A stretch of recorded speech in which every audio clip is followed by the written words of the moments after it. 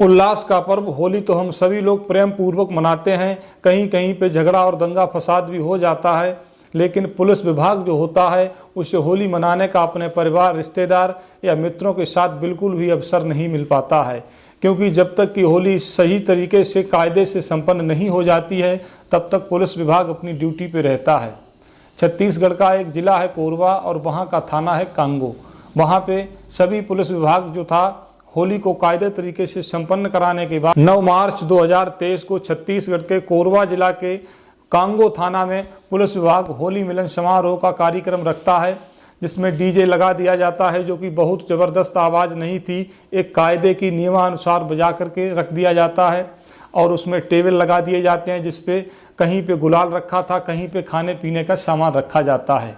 सभी लोग मस्ती में मस्त हो जाते हैं और संभ्रांत जो लोग बुलाए जाते हैं क्षेत्र से, वो भी इनके साथ में ही होली मिलने लगते हैं और होली का मौज आनंद मनाने लगते हैं और सभी लोग खाते पीते मस्त हो रहे हैं।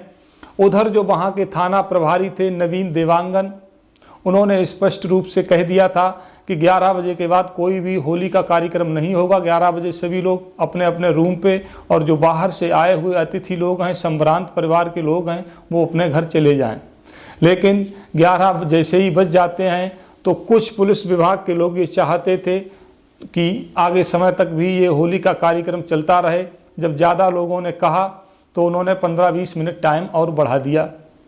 इसके बाद जैसे ही 11:30 बजते हैं कार्यक्रम को समाप्त कर दिया जाता है। सभी लोग अपने अपने रूम पे और जहाँ भी जिसे जाना होता है वो लोग चले जाते हैं।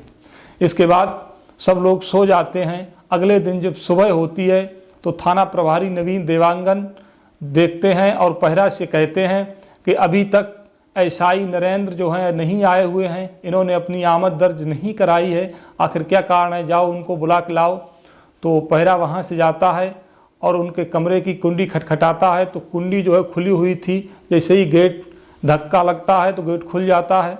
तो वहाँ पे क्या देखता है कि जो एएसआई नरेंद्र थे वो बुरी तरह से छत बिछत पड़े हुए थे, खून ही खून पूरे शरीर पे था।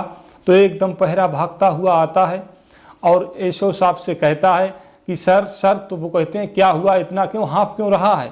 तो स्पष्ट रूप से कहता है कि एसआई साहब का खून हो गया है। लगभग 26 वर्षीय करण गिरी पुत्र राजकुमार गिरी कांगो थाना क्षेत्र के अंतर्गत एक गांव आता है ठियाई पारा, वहीं पे वो रहता था और उसने कक्षा 9 पास करने के बाद पढ़ाई बंद कर दी थी और उसका पूरा मन पैसा पैदा करने में लगा रहता था। आखिर कहाँ से पैसा कमाया जाए, क्योंकि वो सोचता था कि पैसा वैध तरीके से आए चाहे अवैध तरीके से, जिसके पास पैसा है वही आदमी नंबर 1 है। यही सोच करके उसके गांव के पास में एक तालाब था, बांध बना हुआ था, जहाँ पे वो जाता था और जार डाल के मछली पकड़ता था। मछली पकड़ने के बाद उसे बाज़ार में बेचता था और उससे अच्छी खासी उसे आमदनी हो जाती थी। धीरे धीरे कुछ दिनों तक ये कार्य वो लगातार करता रहता है।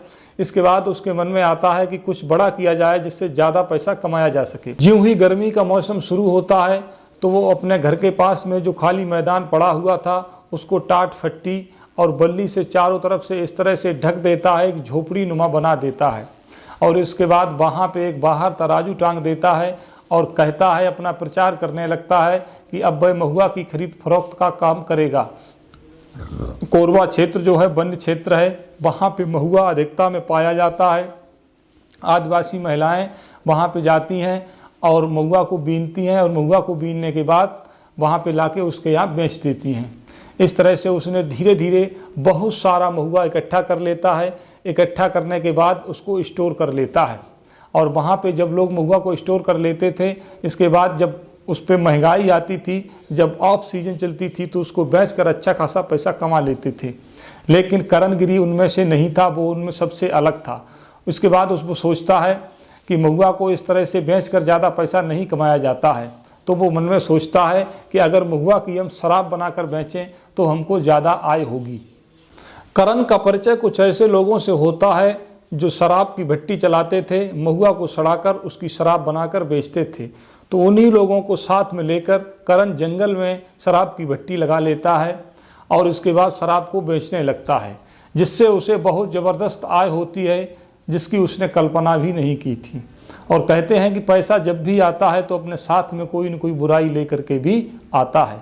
इस तरह से उसके पास जब ज़्यादा पैसा आया वो जुआ भी खेलने लगता है और शराब भी पीने लगता है, दोस्तों के साथ पैसा उड़ाने लगता है, खर्च करना तो दूर पैसे को फेंकने लगता है। एक दिन वहाँ का जो थाना है कांगो, वहाँ के एएसआई नरेंद्र परिहार जी को एक मुखबिर ने सूचना दी कि इस तरह से यहाँ पे शराब की भट्टी चल रही है।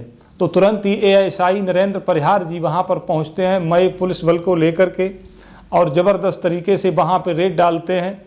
और वहाँ पे पुलिस को देखकर बाकी लोग तो भाग जाते हैं, लेकिन लहन वहाँ पे बहुत ज़्यादा मात्रा में मिलती है जिसको वो नष्ट कर देते हैं। और शराब बनाने का दूसरा जो सामान होता है वो भी मिलता है, तो उसको वो फेंक देते हैं। इसके बाद वहाँ के लोग जो थे उनसे पता चलता है कि ये सारा कार्य जो है करण गिरी नाम का जो व्यक्ति है वही करवा रहा है। इसके बाद वो वहाँ से जाते हैं और उसके घर पे पहुँचते हैं। तो वहाँ पे जब रेड डालते हैं, दोपहर का समय था, बहुत से लोगों की भीड़ जुट जाती है। करण गिरी का अपने परिवार में, अपने मोहल्ले में बहुत ज़्यादा रुतबा और दबदबा था, क्योंकि उसके पास पैसा खूब हो चुका था। लेकिन जब उसके यहाँ रेड पड़ती है तो वहाँ बहुत ही ज़बरदस्त तरीके सैकड़ों लीटर शराब मिलती है और लाइन भी मिलती है थोड़ी बहुत। इसके बाद एसआई जो परिहार जी थे वो उसको पकड़ लेते हैं और पकड़ने के बाद उसको ले जाने लगते हैं। तो वो उनसे बहस करने लगता है कि मुझे पकड़ के क्या करोगे, तुमको मैं पैसा दूंगा, मुझे छोड़ दो। लेकिन जो एएसआई नरेंद्र परिहार थे उसको छोड़ते नहीं हैं। इस बात को लेकर उनमें और एएसआई में ज़बरदस्त तरीके से बहस होने लगती है। बहुत प्रयास करता है घूस देने का, लेकिन एएसआई नरेंद्र तोमर जी बिल्कुल भी नहीं मानते हैं और उसको ले जाके उसके ऊपर मुकदमा पंजीकृत करने के बाद उसको जेल भेज देते हैं। लगभग 25 दिन जेल रहने के बाद वो वापस आ जाता है, किसी तरह से उसकी जमानत हो जाती है। इसके बाद कुछ दिनों के बाद होली का प्रोग्राम था।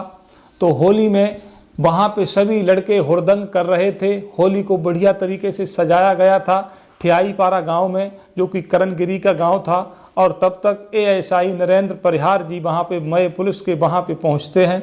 तो क्या देखते हैं, सब लोग हुड़दंग कर रहे हैं और डीजे बहुत ही ज़बरदस्त आवाज़ में बज रहा था। तो उसको देख के वो जाते हैं और कहते हैं कि डीजे को बंद कर लो और आराम से शांति से होली का त्यौहार मनाओ, हमें किसी भी प्रकार से कोई एतराज़ नहीं है। क्योंकि होली का जो चंदा हुआ था उसमें सबसे ज़्यादा चंदा करण गिरी ने ही दिया था, क्योंकि उसके पास पैसा ज़्यादा था और इस तरह से वो ही उस सारे कार्यक्रम का संचालन भी कर रहा था। तो उसी से बहस होने लगती है। तो एएसआई नरेंद्र परिहार जी कहते हैं, अभी कुछ दिन तू जेल में रह के आया है, अभी भी तेरी अकड़ नहीं गई। तो वो कहता है, अकड़ वाली कोई बात नहीं है, मैं कोई गलत कार्य नहीं कर रहा हूँ, होली का आनंद ले रहा हूँ, इसलिए मुझसे बहस ना करो, मुझे अपना काम करने दो। तो एएसआई नरेंद्र तोमर कहते हैं, कायदे से रहो और इस डीजे को बंद कर दो। लेकिन वो अकड़ जाता है, किसी कीमत पे डीजे को बंद नहीं होने देता है। तो एएसआई नरेंद्र परिहार जी जो थे उसके एक थप्पड़ मारते हैं सबके सामने। तो वो और गुस्से में आ जाता है कि थप्पड़ तुमने कैसे मारा, और बहस करने लगता है, गाली गलौज भी थोड़ी बहुत देता है। तो एएसआई नरेंद्र परिहार जी जो थे उसके फिर दोबारा एक थप्पड़ मारते हैं और कहते हैं, तेरी अकल ठिकाने अभी तक नहीं आई। और इतना कहने के बाद वहाँ पे जो डीजे वाला था वो अपना सारा सिस्टम लेके वहाँ से भाग जाता है। और एएसआई नरेंद्र तोमर जो थे उसके ऊपर कोई कार्रवाई नहीं करते हैं, क्योंकि होली को देखते हुए वहाँ से चले आते हैं। करण तिवारी के पास जब पैसा बहुत अधिक मात्रा में हो जाता है तो वो अपने प्रेम को ढूंढने का प्रयास करने लगता है। वो कई स्त्रियों पे डोरे डालता है, कई युवतियों पे डोरे डालता है, लेकिन कोई भी उसके चंगुल में नहीं फंसती है। लेकिन एक आदिवासी महिला थी जिसका नाम था सेवती, वो उसके पास महुआ को बेचने के लिए आती थी। तो वो अन्य सभी का महुआ लेता था 40 रुपये, लेकिन उसका महुआ 50 और 55 रुपये किलो लेने लगता है। इस तरह से धीरे धीरे उसका एक दूसरे के प्रति, जैसे वो महंगी सौदा उसकी ले लेता था तो उसका प्रेम उसके प्रति बढ़ने लगता है। और एक दिन की बात है, वो अपना प्रेम निवेदन उसके सामने रखता है। तो वो लड़की जो आदिवासी थी, देखने में तो सांवली थी, लेकिन नए नक्श उसके कटीले थे। तो वो जो है उसका प्रेम निवेदन स्वीकार कर लेती है। और उसके बाद वो जब भी आती थी तो वो उसके साथ छेड़छाड़ कर लेता था। धीरे धीरे वो एक दूसरे के प्रति बहुत अधिक प्रेम में डूब जाते हैं और शारीरिक संबंध भी बनाने लगते हैं। और जब भी उन्हें मौका मिलता था, जब कोई नहीं होता था, तो दोनों एक दूसरे में खो जाते हैं और शारीरिक संबंध बनाने लगते हैं। इस तरह से करण गिरी जो था वो सारे बुरे कर्मों में संलिप्त होने लगा था। इस दिन करण तिवारी के घर पे छापा मारा गया था तो उसकी प्रेमिका वहीं पे मौजूद थी और एएसआई नरेंद्र परिहार ने जो उसके थप्पड़ मारे थे, उसकी पिटाई की थी, उससे उसे बहुत ही बेइज्जती महसूस होती है। और वो इसके बाद लौट के आने के बाद अपने दोस्तों से कहता है कि मैं इस एएसआई को देख लूँगा, किसी दिन मौका मिला तो मैं इससे अपना बदला ज़रूर लूँगा। इस तरह से वो बातें करने लगता है। इसके बाद होली का जो पर्व आता है उस पर उसके 2 थप्पड़ लगते हैं। इससे वो बुरी तरह से खिसिया जाता है और होली तो 8 तारीख को समाप्त हो जाती है। 9 तारीख को पुलिस विभाग के लोग जो थाने में होली मनाते हैं, वहाँ पे जब डीजे बजता हुआ देखता है तो उसे और ज़्यादा गुस्सा आता है और कहता है कि सारे कानून नियम कायदे पब्लिक के लिए हैं, पुलिस के लिए कोई नियम कानून कायदे नहीं हैं। और यही सोचकर जब वहाँ पे होली का हर्ष उल्लास हो रहा था, पुलिस विभाग के लोग और क्षेत्रीय लोग जब होली मना रहे थे, होली की मौज ले रहे थे, तभी ये करण गिरी जो था वहीं गेट पे खड़ा हो जाता है। पास पड़ोस में इधर उधर टहलता रहता है और मौका देखता है कि कब उसे मौका मिले जो इस एएसआई नरेंद्र परिहार को मौत के घाट उतार दे।